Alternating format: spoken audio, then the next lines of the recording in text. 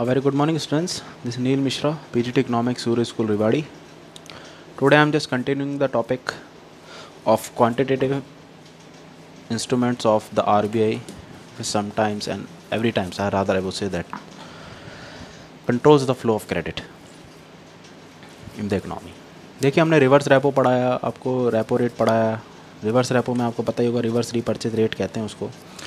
और basically reverse repurchase rate के अंदर एक एग्रीमेंट साइन होता है बिटवीन द टू पार्टीज़.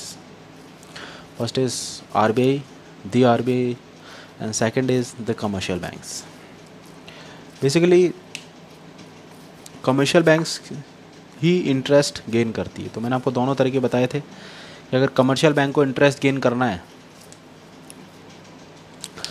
तो पार्क कर देगी अपने सरप्लस द RBI, और RBI उसके बदले में इंटरेस्ट देगी.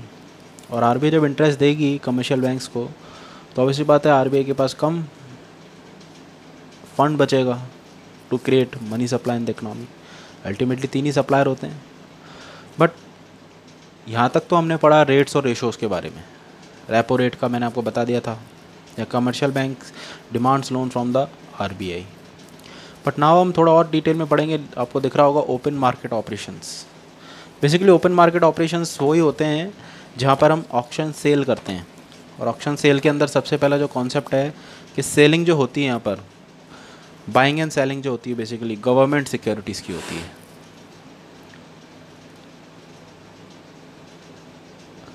जितनी भी गवर्नमेंट सिक्योरिटीज़ हैं, आपको पता है मैंने बताया था, बैंकर्स टू द गवर्नमेंट. तो जितना भी बैंक गवर्नमेंट का जितना भी डीलिंग होती है वो एक ही पार्टी करती है, द RBI. और उस RBI का बेसिक जो कॉन्सेप्ट है वो यही है कि यहाँ पर सेलिंग एंड बाइंग करना है सिक्योरिटीज़ का. जब तक सेलिंग एंड बाइंग ठीक तरह से होगा नहीं तब तक इकनॉमी में मनी का इनफ्लो और आउटफ्लो पॉसिबल है ही नहीं. तो आइए डिटेल में पढ़ते हैं इसको. देखिए ओपन मार्केट ऑपरेशन जहाँ पर buying and selling of the government security with the help of the auction sale, bidding लगती है, बोलियाँ लगती हैं यहाँ पर. तो आइए देखिए कैसे मनी सप्लाई कंट्रोल करते हैं. देखिए RBI जब भी गवर्नमेंट सिक्योरिटी सेल करेगी किसको, PNB and all sort of commercial banks. तो RBI जब भी अपनी सिक्योरिटी सेल करती है PNB और कमर्शियल बैंक को, तो ऑब्वियसली बात है जब भी कोई पर्सन किसी चीज़ को कोई सेल करता है तो सामने वाले का पैसा उसके पास आ जाता है. तो गवर्नमेंट सिक्योरिटी जैसे RBI ने सेल करी तो PNB का जो पैसा है वो किसके पास चला गया, RBI के पास चला गया, क्योंकि PNB has purchase the securities और बाद में वो आपको सेल करेगी जनरल पब्लिक को. तो अभी हम बैंक टू बैंक की बात कर लेते हैं, ठीक है. तो मान लीजिए RBI सिक्योरिटी सेल कर देती है तो PNB का सारा जो फंड है वो कहाँ पर आ जाता है, socks of the liquidity. RBI socks the liquidity. दिख रहा होगा आपको. तो RBI जितनी भी लिक्विडिटी सोक कर लेती है तो ऑब्वियसली बात है PNB का सारा पैसा किसके पास चला गया, RBI के पास. तो मनी सप्लाई कम हो जाएगी. और जब मनी सप्लाई कम हो जाएगी तो उस कंडीशन में क्या होगा, दिमाग लगाइए थोड़ा सा. मनी सप्लाई जैसे ही कम हुई, वही सिंपल सा कॉन्सेप्ट है, कॉस्ट ऑफ कैपिटल बढ़ जाएगी, रेट ऑफ इंटरेस्ट बढ़ जाएगा, क्रेडिट क्रिएशन घट जाएगा, मनी सप्लाई रिड्यूस हो जाएगी, एग्रीगेट डिमांड जो बढ़ी हुई थी वो कम हो जाएगी, इन्फ्लेशन इज कर्व्ड. इन्फ्लेशन से हम फाइट कर सकते हैं. समझ में आ गया होगा. RBI जैसी गवर्नमेंट के थ्रू या गवर्नमेंट की सिक्योरिटी जितनी भी परमिशन लेके whatever security sold by the RBI to the banks, तो PNB का सारा पैसा किसके पास चला जाएगा, RBI के पास. That is the basic one way process. Money supply हमने कम कर दी, अब इसको बढ़ानी भी है. आइए देखते हैं कैसे बढ़ाएंगे.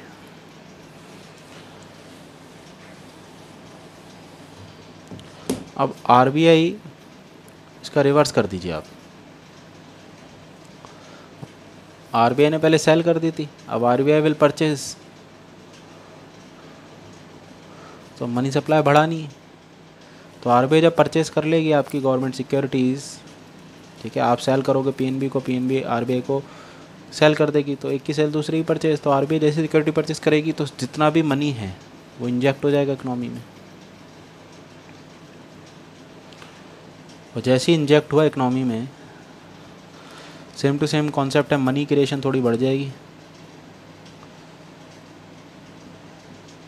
मनी सप्लाई बढ़ जाएगी, कॉस्ट ऑफ कैपिटल वही सेम टू सेम कॉन्सेप्ट लगाना है, बस एक में याद कर लेना आप लोग। कॉस्ट ऑफ कैपिटल क्या हो जाएगी बताइए, बढ़ जाएगी या घट जाएगी? घट जाएगी। रेट ऑफ इंटरेस्ट रिड्यूस हो जाएगा। इन्वेस्टमेंट प्राइवेट करेगी ज़्यादा, कंजम्पशन एक्सपेंडिचर भी बढ़ेगा, और डिफ्लेशन इज़ कर्व्ड। फिर से एग्रीगेट डिमांड स्टार्ट्स इंक्रीजिंग। तो ये हमारा ओपन मार्केट ऑपरेशन होता है, purchase and sale of the government securities. ध्यान रखना है चीज़ का। चलिए, क्वांटिटेटिव तो हमने सारे पढ़ लिए, अब हम थोड़ा क्वालिटेटिव पे फोकस कर लेते हैं। क्वालिटेटिव जो कॉन्सेप्ट होता है हमारा, उसमें हम हमेशा एक चीज़ ध्यान रखना है, क्वांटिटेटिव क्वालिटेटिव में। क्वांटिटेटिव में तो हमने क्या किया, मनी सप्लाई कम और ज़्यादा करी, बट क्वालिटेटिव में हम किस सेक्टर पे सबसे ज़्यादा फोकस कर रहे हैं, ये ध्यान में रखना है। सेक्टर्स का बेसिकली होता है कि किस सेक्शन पे, कौन सा सेक्शन है हमारे देश में सबसे ज़्यादा जिसमें हम फोकस कर रहे हैं। ध्यान से देखिएगा कि क्वांटिटेटिव में हमने रेशोज़ पढ़े, रेट्स पढ़ी, पता ही होगा सबको। अब क्वालिटेटिव के अंदर हम लोग किसी सेक्शंस को लेते हैं, जैसे मान लीजिए रिचर सेक्शन को सबसे ज़्यादा प्रायोरिटी दें या पुअर सेक्शन को सबसे ज़्यादा प्रायोरिटी दें। तो ये जो बेसिक कॉन्सेप्ट है, ये हमारे पूरी मनी सप्लाई को एक्सटेंड और कॉन्स्ट्रिक्ट करता है। बहुत इंपॉर्टेंट क्वेश्चन आता है अक्सर बोर्ड में, ध्यान रखना है चीज़ का। क्वांटिटेटिव में मैंने आपको बताया रेपो रेट हो गई, बैंक रेट हो गई, रिवर्स रेपो रेट हो गई, ओपन मार्केट ऑपरेशन हो गया। और क्वालिटेटिव के अंदर हम लोग सिंपल सी चीज़ है, 3-4 ऑप्शन पढ़ते हैं, moral suasion, selective credit control, ये सारी चीज़ें। Quantitative generally nature effect all the sectors making use of the bank rate. Quantitative मैंने आपको बताया था कि भाई पूरे सेक्टर्स को इफेक्ट करता है, तो ठीक है। और क्वालिटेटिव और specific in nature, they affect the flow of credit for a particular use. मैंने भी बताया था क्वांटिटेटिव में पूरी इकोनॉमी अफेक्ट होती है, क्वालिटेटिव में कुछ पार्टिकुलर सेक्टर, ठीक है। क्वांटिटेटिव के अंदर total volume of credit effect होती है, और क्वालिटेटिव में design to regulate the direction of credit, कि किस डायरेक्शन में जाना चाहिए। समझ में आ रहा है? तो देखिए, क्वांटिटेटिव में मैं आपको अभी समझा रहा हूँ, और दिस इज़ क्वालिटेटिव। तो क्वांटिटेटिव में मतलब टोटल वॉल्यूम, पूरी इकोनॉमी में कितना मनी सप्लाई क्रेडिट का जो एरिया वो इफेक्ट होगा। और क्वालिटेटिव में थोड़ा डिफरेंट है, क्वालिटेटिव में डायरेक्शन ऑफ क्रेडिट। तो आइए देखते हैं इसको थोड़ा और ध्यान से।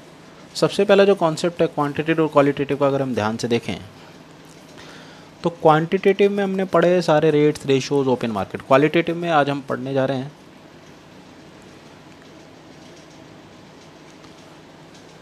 क्वालिटेटिव का जो बेसिक कॉन्सेप्ट है वो सिर्फ यही चीज़ डील करता है। सबसे पहला हमारे पास मार्जिन रिक्वायरमेंट, इसको लोन टू वैल्यू भी कहा जाता है, ये ध्यान में रखना।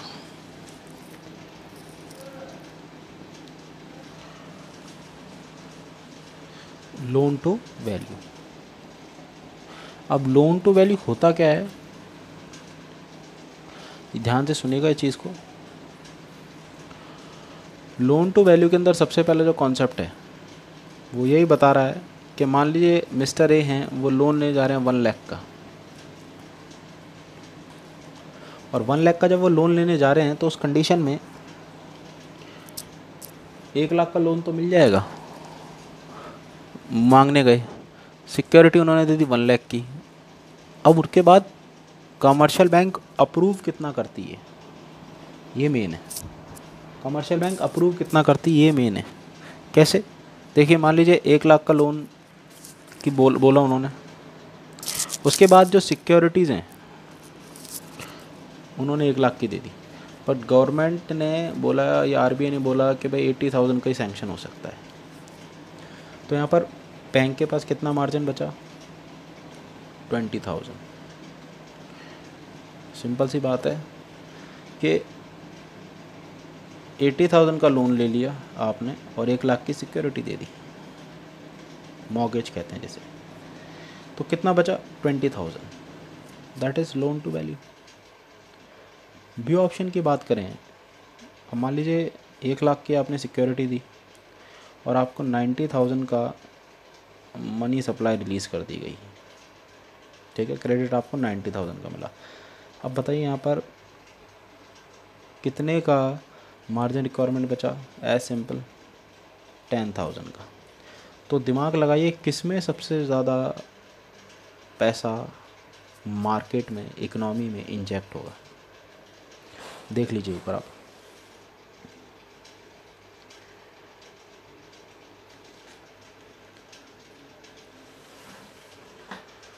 ठीक है, देख लीजिए एक बार आप।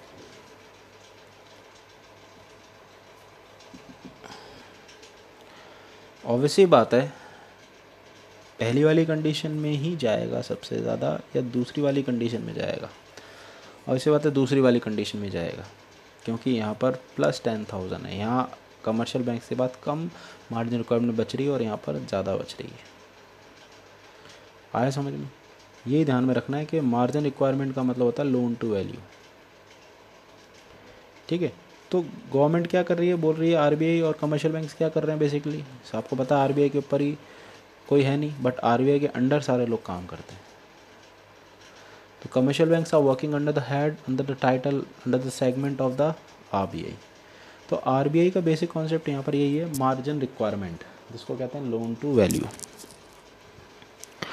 अब लोन टू वैल्यू कैसे वर्क करता है, मैंने आपको वापस से बता रहा हूँ कि मान लीजिए आपके पास लोन आप लेने गए 80,000 का, बैंक ने बोला भाई 1 लाख की सिक्योरिटी लगी, तो यहाँ पर ऑब्वियसली बात है कितने का हो गया, लेने जाते होंगे लोन कभी, तो 20,000 का बचा। मान लीजिए आप 90,000 का लोन चाहिए और सिक्योरिटी आपने 1 लाख के दे दी, तो आपको प्लस 10,000 हुआ कि नहीं हुआ?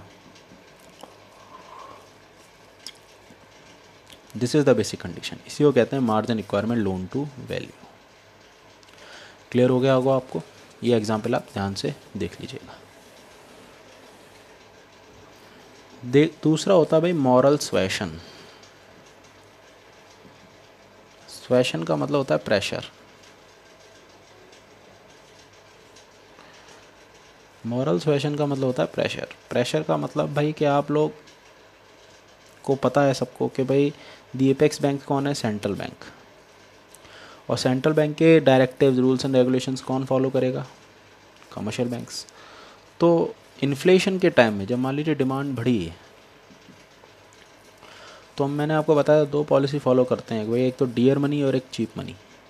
तो डियर मनी के अंदर जहाँ रेट ऑफ इंटरेस्ट बढ़ जाती है, तो इन्फ्लेशन में डिमांड बढ़ी है उसको थोड़ा कम करने के लिए आरबीआई बोलती है, बोले भाई आप डियर मनी पॉलिसी फॉलो करो, मतलब जहाँ रेट ऑफ इंटरेस्ट थोड़ा बढ़ जाए, क्रेडिट कॉस्टलियर हो जाए, तो डिमांड कम हो जाएगी। और डिफ्लेशन जो है जहाँ पर डिमांड ही नहीं है,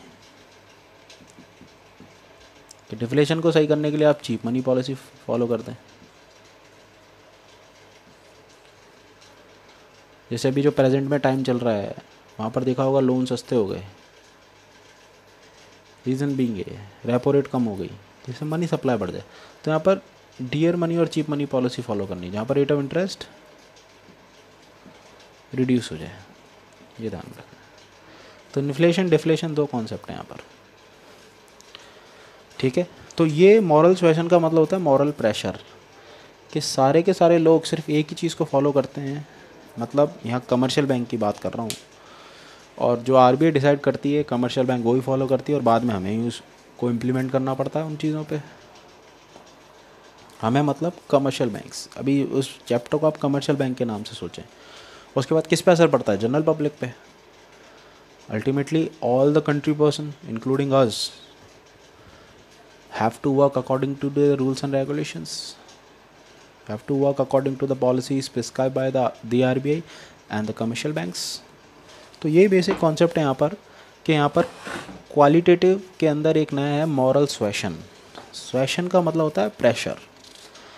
प्रेशर कौन जनरेट करता है भाई? आरबीआई। तो this is the combination of persuasion and pressure that central bank applies on either of the schedules banks and other banks also in order to get them act in a manner in line with its policy. Moral suasion is exercised through discussion, letters, speeches and hints to banks. The RBI frequently announced its policy position and urges the banks to cooperate in the implementing its credit policy. तो ये ध्यान में रखना है कि moral suasion can be used of both quantitative as well as qualitative credit control. Generally, bank succeeds in convincing the banks that act as the lender of the last resort. However, no effective action is taken in case they do not follow the advice or request. तो ये ध्यान में रखना है कि यहाँ पर सबसे पहला जो कॉन्सेप्ट ये ध्यान में रखना है, ये क्वांटिटेटिव में काम आता है और क्वालिटेटिव में, बट इसको सबसे ज़्यादा हम प्रायोरिटी क्वालिटेटिव पे देंगे, हालांकि इंक्लूड दोनों में हो सकता है। तो ये ध्यान में रखना है, क्वालिटेटिव में मॉरल सुएशन का मतलब है प्रेशर, ऑब्लिगेशन। समझ में आ गया होगा भाई कि ऑब्वियसली बात है, डिमांड बढ़ी हुई है कम करने के लिए, या डिमांड कम है उसको ज़्यादा करने के लिए। तो this is the qualitative. Clear है आपको यहाँ तक? तो ये हमारे पास क्वांटिटेटिव और क्वालिटेटिव के इंस्ट्रूमेंट्स हो गए।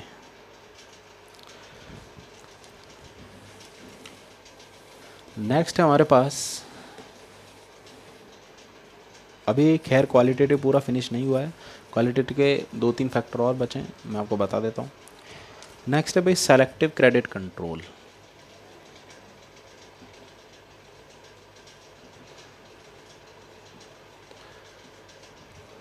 सेलेक्टिव क्रेडिट कंट्रोल का जो बेसिक फैक्टर है, देखिए सिलेक्शन नाम ही बता रहा है कि किस सेक्शन को सबसे ज़्यादा प्रायोरिटी देनी है। तो under selective credit control the RBI gives direction to other banks to give और not to give credit for certain purposes to particular sectors. The method applied in both positive and the negative manner. In positive manner, it means using measures to channelize credit to priority sectors. The priority sector includes small scale industry, agriculture, exports. Its negative manner, it means using measures to restrict flow of credit to particular sectors. आपको मैं notes भी बता रहा हूँ, इसलिए ध्यान से सुनिएगा.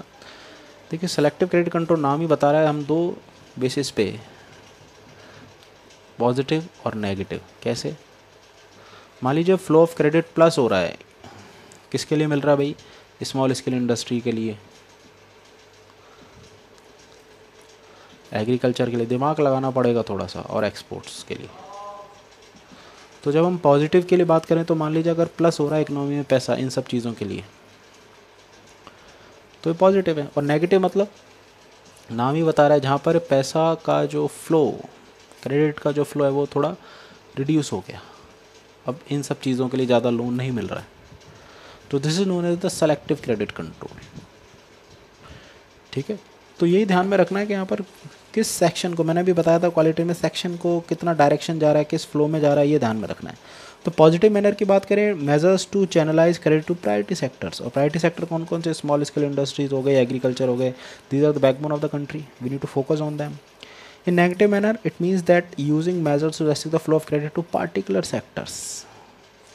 मतलब कि भाई अब हम स्मॉल स्केल इंडस्ट्री, एग्रीकल्चर और एक्सपोर्ट्स के अलावा हम लोग सिर्फ एग्रीकल्चर पे ध्यान दे रहे हैं, स्मॉल स्केल पे दे रहे हैं, एक्सपोर्ट्स थोड़ा कम कर दे रहे हैं, या एक्सपोर्ट्स पे दे रहे हैं या स्मॉल स्केल इंडस्ट्री पे दे रहे हैं, तो एग्रीकल्चर थोड़ा कम कर रहे हैं. तो ये सारे फैक्टर हमें ध्यान में रखने पड़ेंगे.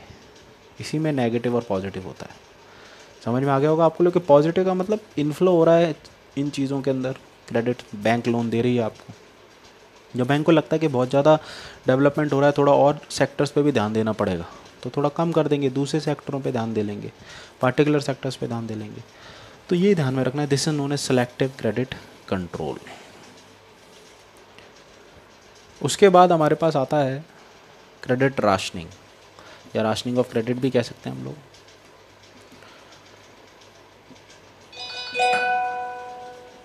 राशनिंग ऑफ क्रेडिट का बेसिक जो कॉन्सेप्ट है वो यही है. राशनिंग मतलब क्वाटा फिक्स कर दिया. मान लीजिए आपके बैंक में एटीएम की जो लिमिट है वो 25,000 हो गई, तो आप क्या 40,000 की परचेज़ कर सकते हैं? बिल्कुल नहीं कर सकते। और 40,000 की जब परचेज़ नहीं कर सकते तो आपका स्पेंडिंग पावर कम हो गई, ऑब्वियसली बात है। पर मान लो बैंक क्या करती है, 40,000 की लिमिट कर देती है, तो आप प्लस 15,000 और बढ़ा कर सकते हैं ना। तो यहाँ पर क्वांटिटी क्वाटा फिक्स कर दिया, that is rationing of credit. Rationing of credit के अंदर हम लोग क्वांटिटी फिक्स कर देते हैं कि सिर्फ इतना ही लोन मिलेगा, इससे ज़्यादा लोन नहीं मिलेगा। ये ध्यान में रखिएगा आप लोग, that is known as rationing of credit. तो राशनिंग ऑफ क्रेडिट हो गया, मॉरल सुएशन हो गया, सेलेक्टिव क्रेडिट कंट्रोल हो गया। ये सारे फैक्टर हमारे इफ़ेक्ट करते हैं मनी सप्लाई को इकोनॉमी के अंदर। क्लियर हो गया होगा आपको यहाँ तक? ठीक है, तो यही होता है quantitative and qualitative instrument of money supply. और बहुत इंपॉर्टेंट क्वेश्चन है, कंट्रोल बाय द आरबीआई। अभी सेंट्रल बैंक और कमर्शियल बैंक के कुछ डिफरेंस दे रखे हैं। सेंट्रल बैंक का बेसिक जो एम है, जो सेंट्रल बैंक का जो मेन एम है वो सबसे ज़्यादा एपेक्स टॉप बॉडी है, और उसका जो मेन एम है इकोनॉमी में चीज़ों को रेगुलेट करना है। कॉर्ड्स बताए थे मैंने आपको, controls, organise, records, directs and supervises.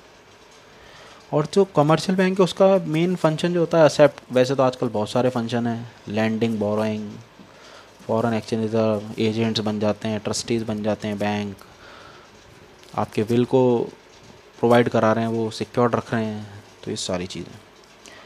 Central bank का बेसिक है कि कंट्री को रेगुलेट करना विदाउट प्रॉफिट मोटिव, और कमर्शियल बैंक का जो मेन एम है वो है प्रॉफिट मोटिव। ये ध्यान में रखिएगा आप। पहली बात तो सेंट्रल बैंक जनरल पब्लिक से डील नहीं करती, और यहाँ पर deals with the general public. इसके फंक्शन और क्वांटिटेटिव क्वालिटेटिव पढ़ लीजिएगा, एग्रीगेट डिमांड, एग्रीगेट सप्लाई वाले चैप्टर में भी बहुत काम में आएंगे। क्लियर है यहाँ तक आपको? यहाँ पर सबसे पहला जो कॉन्सेप्ट है सेंट्रल बैंक और कमर्शियल बैंक का, कि हमारे पास owned and governed by the government, और it can be owned and government by the government और द प्राइवेट सेक्टर। यहाँ पर गवर्नमेंट इसको ओन्ड करती है, और यहाँ पर कौन ओन्ड कर रहा है इसको? प्राइवेट सेक्टर भी प्लस गवर्नमेंट भी। तो कुछ डिफरेंस है दोनों सेंट्रल बैंक और कमर्शियल बैंक के अंदर। I hope that it is clear to you. हाँ, तो दोनों में डिफरेंस हो गया अपने पास सेंट्रल बैंक और कमर्शियल बैंक में। सेंट्रल बैंक फिर मैं बता दूं आपको, एपेक्स टॉप बैंक है हमारे पास, और बेसिकली जो कमर्शियल बैंक है दिस इज सेंट्रल